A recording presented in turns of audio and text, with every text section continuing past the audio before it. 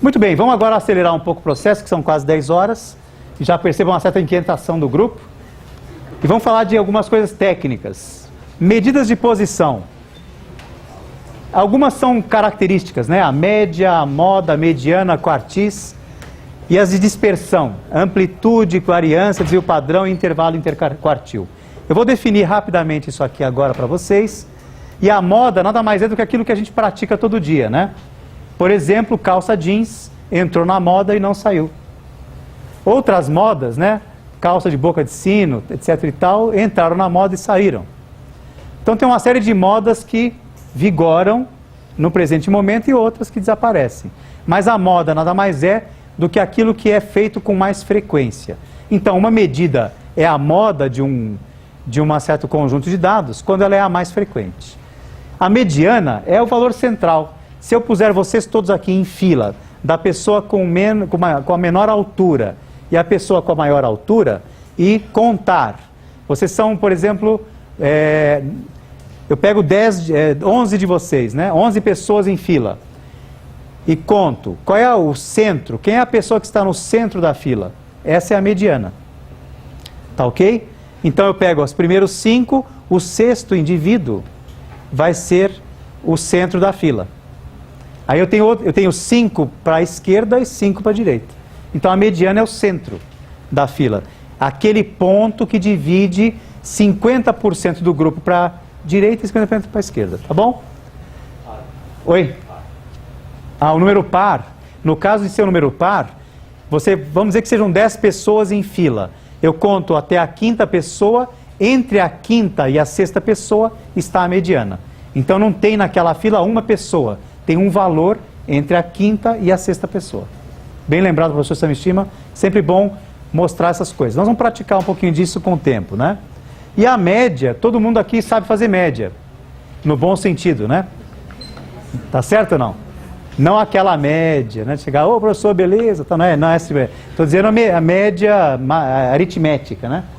O Paulo e eu, o professor Samishima, como vamos comer pizza juntos, eu tomo um guaraná, um pedaço de mussarela, o Paulo come uns 5 ou 6, o Sam também é magrinho, né? Então, come um lá, toma uma aguinha, e o Paulo toma uns 4, 5 chopps. Aí chega a conta, R$300. Cada um vai pagar 100 na média. Apesar de eu ter comido menos dos 3, tá certo? Acabo entrando no prejuízo e por isso eu não saio muito com eles. Não... Então a média todo mundo sabe fazer, né? Nada mais é do que somar... Opa! Saiu do ar, tá. Vamos ver aqui. O cantar já saiu do ar? Saiu não, né? Vamos ver.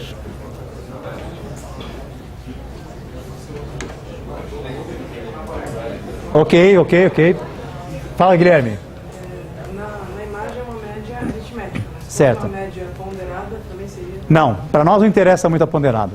Tá? Nós vamos usar a média ponderada em análise de variância. Mas esse é outro capítulo. Existe média geométrica, um monte de médias existem. A aritmética tem importância dentro do ponto de vista do Gauss, tá bom? A aritmética tem mais importância agora para nós. Então a média nada mais é do que a somatória de todas as medidas divididas pelo número de medidas realizadas. O que está escrito aqui em simbólico matemático é só isso.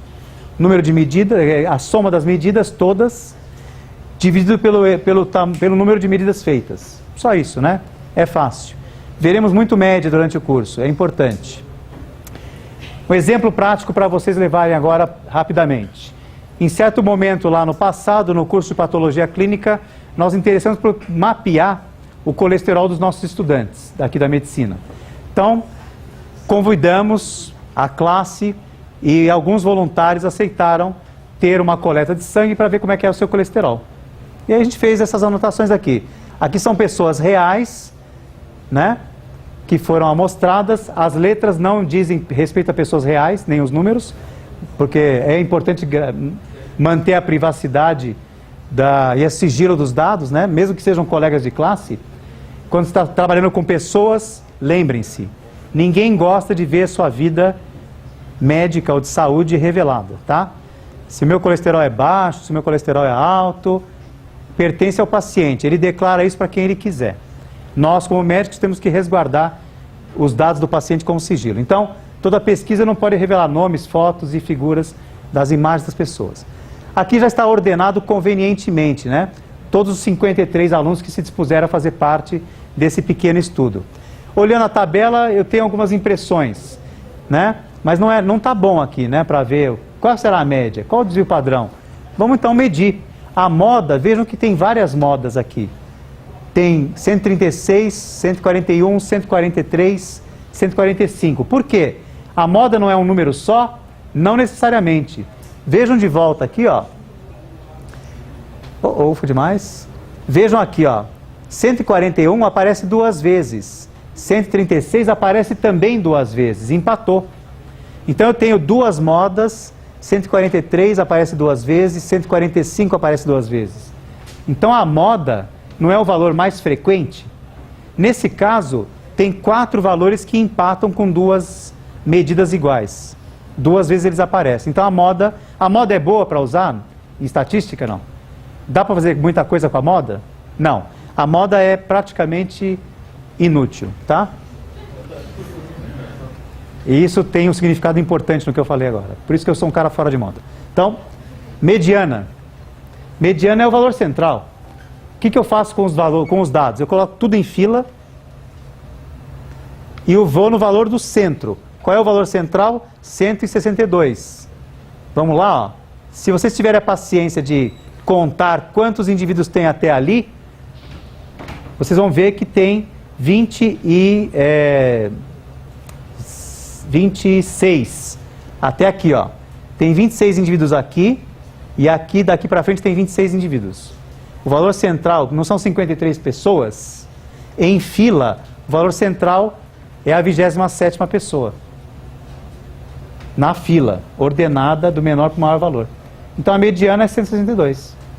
Tá? É o valor central mesmo. E a média dá um valor quebrado. O colesterol está naquela categoria, não interessa saber se é 165,2 ou 166 ou 167. Para o paciente isso não faz diferença.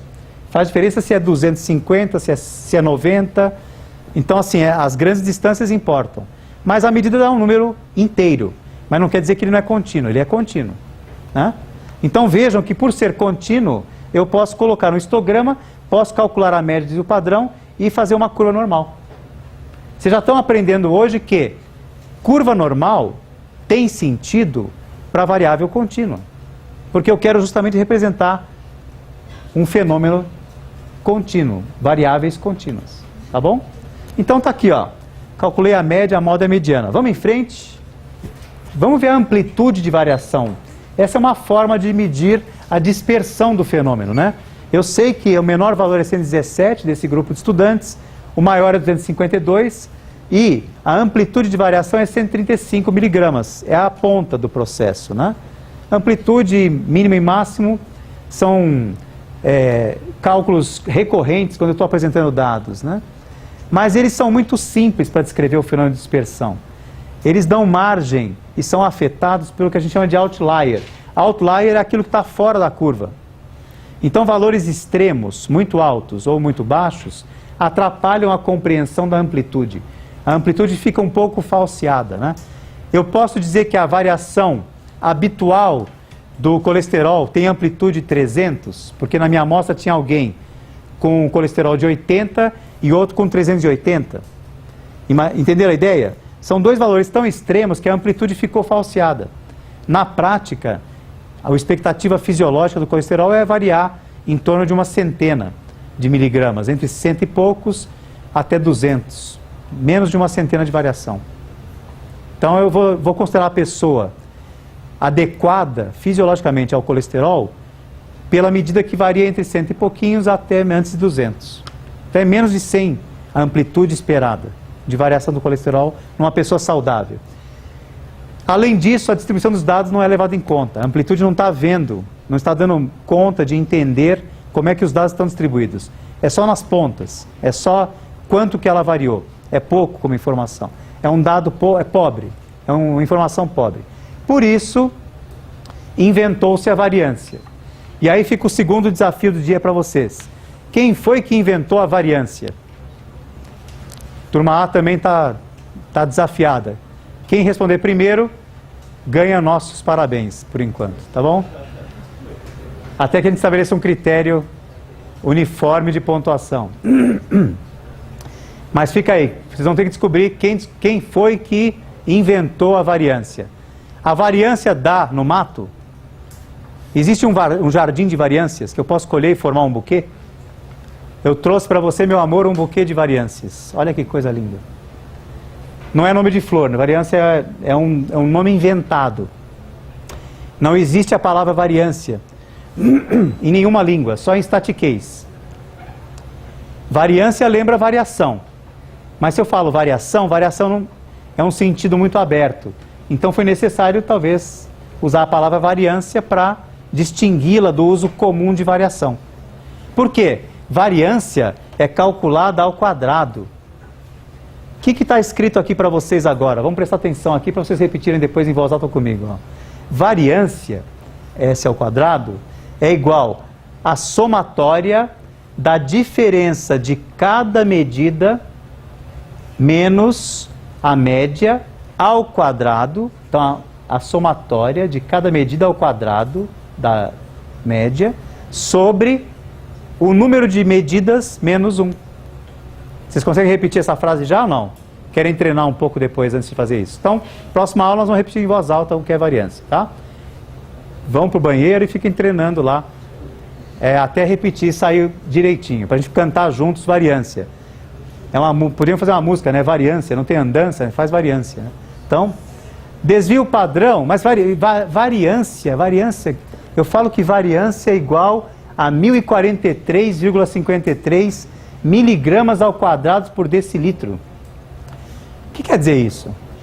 Miligrama ao quadrado? Tem sentido? Por decilitro ao quadrado. Vocês conseguem me dar, por favor, 500 gramas ao quadrado de mortadela? O balconista vai estranhar. Existe, tem sentido natural massa ao quadrado? Não, né? Então eu preciso fazer alguma coisa com isso. O que eu faço quando eu quero me livrar do quadrado? Vai, gente, fala alto. Vocês ficam parecendo bobo, gente. Eu faço a pergunta óbvia e vocês não respondem. Dá a impressão que vocês compraram a vaga. Vamos merecer o troféu. Fala aí, o que eu faço quando eu quero me livrar do quadrado? Raiz quadrada. Fala alto, fala com orgulho, raiz quadrada. Então é isso que eu faço. Eu extraio a raiz quadrada e obtenho o quê? O parâmetro desvio padrão. Aí alguém poderia se perguntar, mas por que não calcula o desvio padrão direto? Para que passar por esse incômodo de calcular a variância? Façamos o seguinte exercício. Vou pegar aqui agora 3 números. 1, 2 e 3, para facilitar as contas, né? Qual é a conta que vai... Vamos fazer a seguinte conta. Cada medida... Qual é a média entre 1, 2 e 3? Alô? Câmbio? 2. A média entre 1, 2 e 3 é 2. Muito bem. Vamos fazer a diferença então. 1 menos 2 menos 1. 2 menos 2, 0. 3 menos 2, 1. Menos 1 mais 0 mais 1 dá 0. Então quer dizer que não tem desvio. Não variou.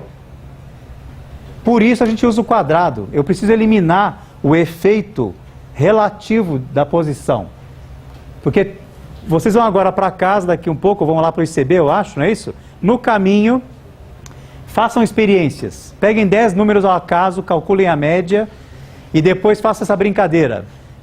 Faça a conta de cada medida menos a média e soma tudo. Sempre vai dar 0. Então eu tenho que elevar ao quadrado por isso.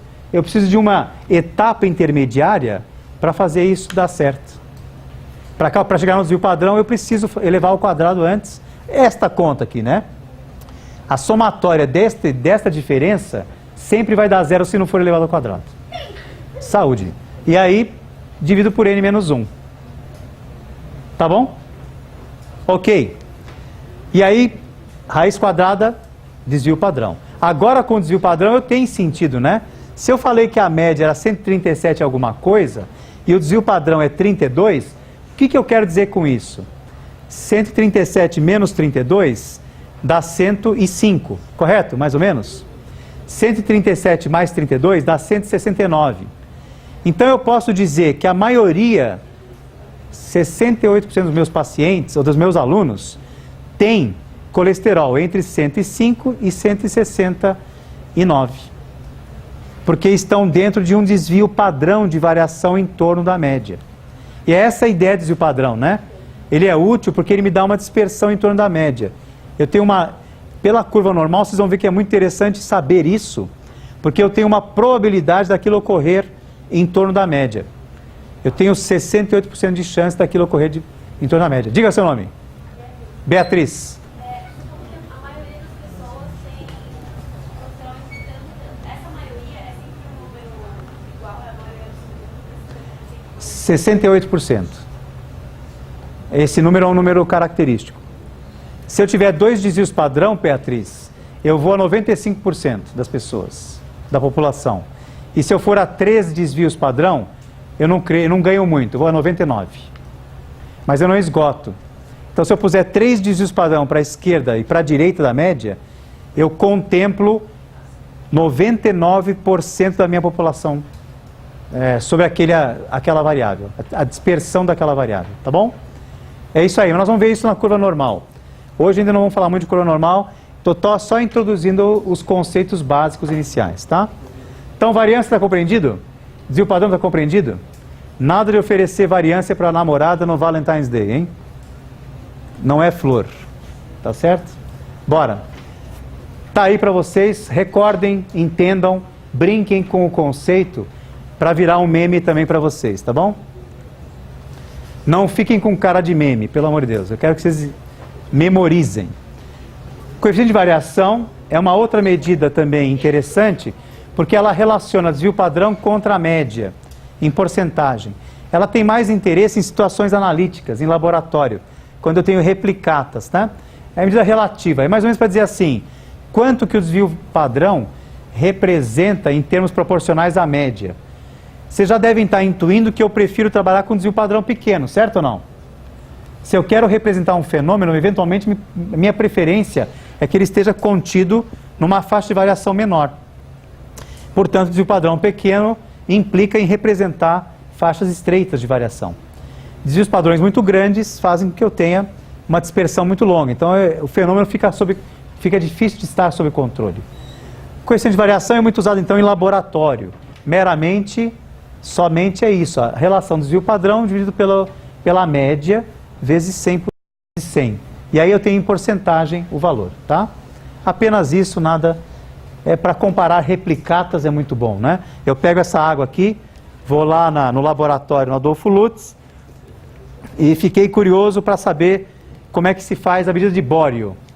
Aqui eles dizem que tem 0,023 miligramas por litro de bório.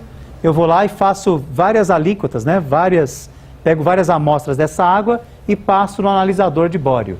E vejo como é que é a reprodução do fenômeno. Se aquela análise vai dar perto de 0,023 e se a média vai ser primeiro muito próxima e se o desvio padrão vai ser pequeno o suficiente para confiar na técnica. Né? Porque numa técnica laboratorial eu tenho que ter baixa variação.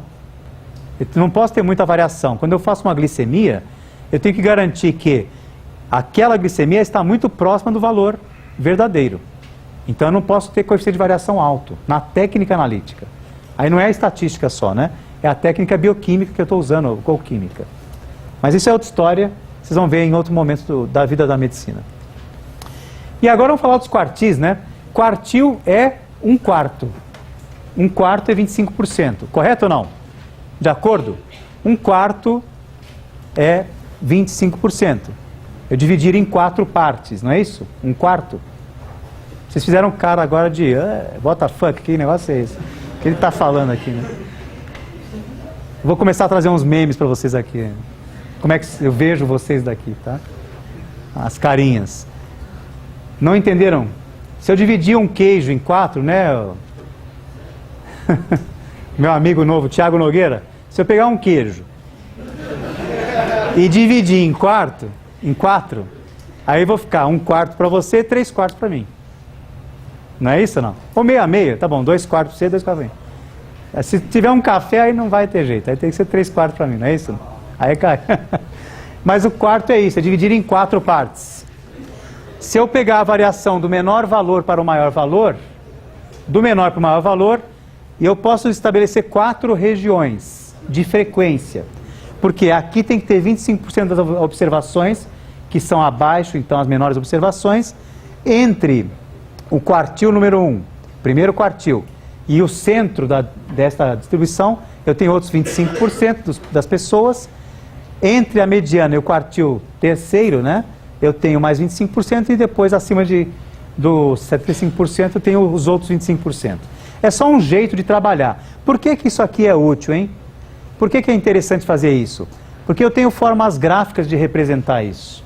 Veja que interessante esse diagrama de caixa, em português fica com esse nome, mas originalmente batizado de box plot, ele faz aquilo que eu mostrei antes na prática e graficamente, né? Os meus valores de colesterol variam de 117 a 252, sendo que 25% dos estudantes amostrados estavam entre 117 e 142, 25 entre 142 e 162 e 25 entre 162 e 192,50. Vejo que apareceu aqui, ó, um valor quebrado, né? Por quê? Porque para dar 25% justo, eu tive que desempatar 2 posições. E entre esse valor aqui, 192,50 e 252, eu tenho outros 25% dos estudantes. Então esse caracteristicamente é um espaço mapeado da distribuição das minhas medidas de colesterol. Dá para você ver a dispersão. Você consegue ver agora como é que o fenômeno se distribui. Poderia ser uma curva normal também. Mas aqui também é um jeito simpático de mostrar. Um jeito bom, especialmente para variáveis discretas. Não é o caso do colesterol, não é discreta. Eu posso usar a curva normal. Mas para variáveis discretas, esse tipo de gráfico é melhor. Porque a continuidade não tem sentido. Não posso representar com uma curva contínua uma variável que é contada apenas em inteiros. Como o número de filhos, por exemplo. Ou como o número de células. É melhor evitar a normal, a curva contínua, quando eu tenho variáveis discretas. O box plot é uma boa representação gráfica para isso. Combinado? Entendido essa questão?